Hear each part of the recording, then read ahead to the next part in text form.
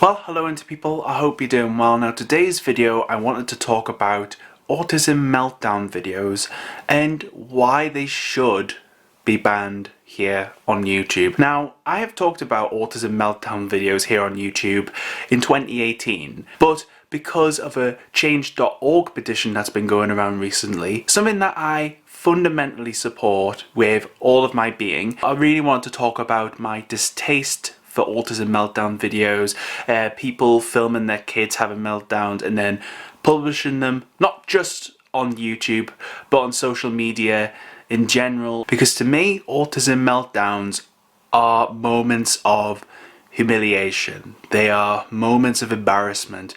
They are moments of losing control, losing one's self, lashing out in anger, bursting into an emotional rage, bursting into frustration where you just lose control. But also those moments of meltdown, for me personally, it's private moments that I would not want to share with the internet at all because I'm ashamed by it. I'm ashamed about how I act. I'm ashamed that, you know, it is a thing that I do. When I have a meltdown, usually it is because I've been under a lot of stress, multiple things coming at me at once. And basically, when I go into meltdown, I lose control.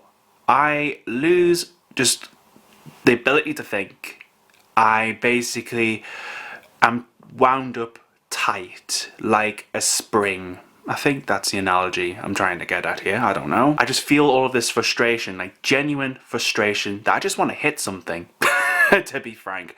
I just want to just lash out, don't really care. There are moments where I just want to just lash out because I just can't control the emotions that I feel inside. And you might not believe me, and that's perfectly okay, but I'm telling you what I experience, you know, and if you don't agree with that or you just think I'm talking utter rubbish, that's totally cool.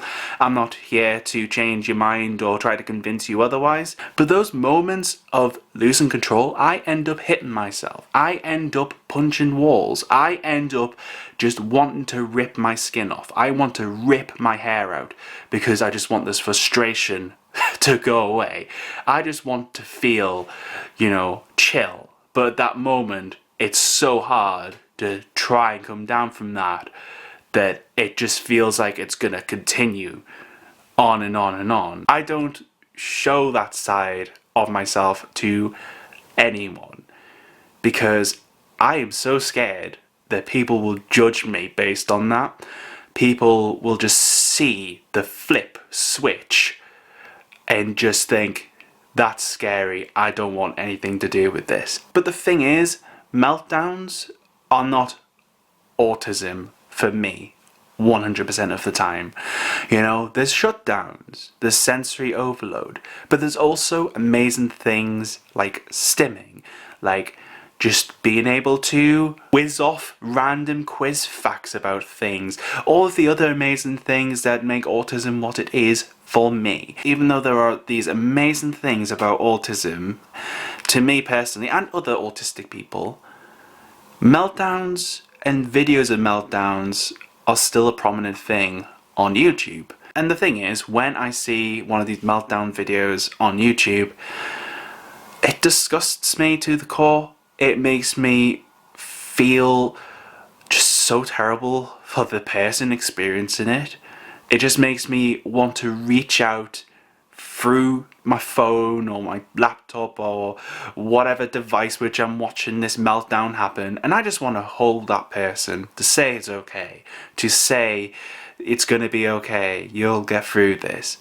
But the thing that makes it worse is the people that think that uploading these videos to YouTube is actually okay. Now, some people will say that I'm uploading my child having a meltdown in the name of autism awareness, or I want to educate people. I want people to understand what a meltdown looks like in terms of a child or an adult or whatever. You know, people who are uploading these videos to YouTube, that is not autism awareness. That is not Autism Acceptance. That is uploading the video to YouTube of a vulnerable person in a vulnerable time where instead of, being there for that person like I would want them to do, instead you're holding up your phone like that, filming your child having a meltdown and then uploading it to YouTube because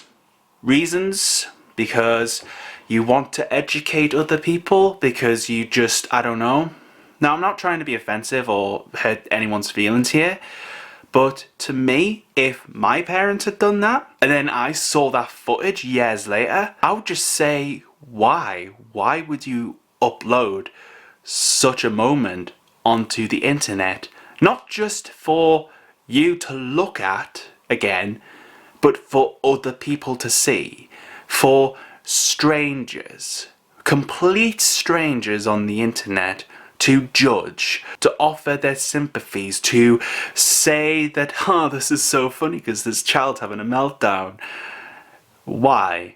What's the point? What is the point of uploading a video of your child's suffering, of your adult kids suffering, when all they want is to be consoled, is to, I don't know, just to feel like it's okay, to be reassured that they are going to come out of that and they're going to be okay because of it. But the other thing that kind of sickens me about all of this is those channels who have enough watch time and subscribers to actually monetize their content, and the channels who continuously, to this day, upload that kind of content, or have made it in the past and have made X amount of revenue off YouTube. If you're the sort of person who would upload content and then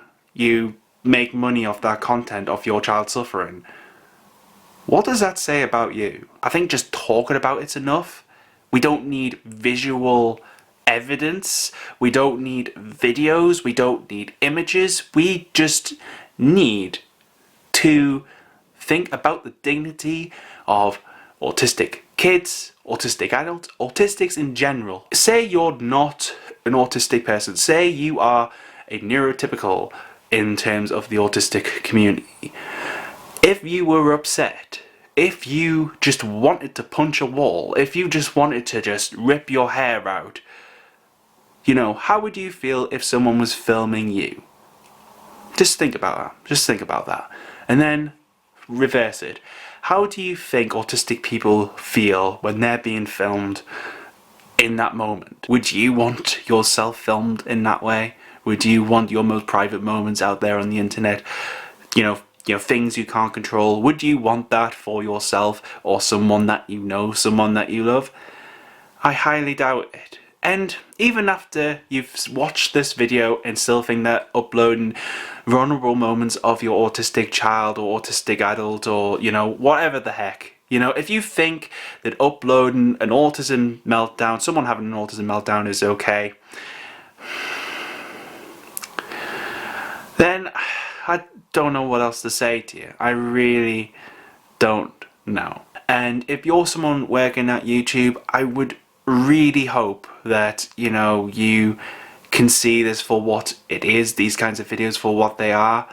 They're not education, they are not moments of enlightenment, they are moments of vulnerability which should be kept private, not in the visible YouTube realm that they currently are in. But just as a closing note, autism meltdowns are vulnerable moments for people. So think twice before uploading and then trying to profit off that. Just think before uploading, before posting. Just think.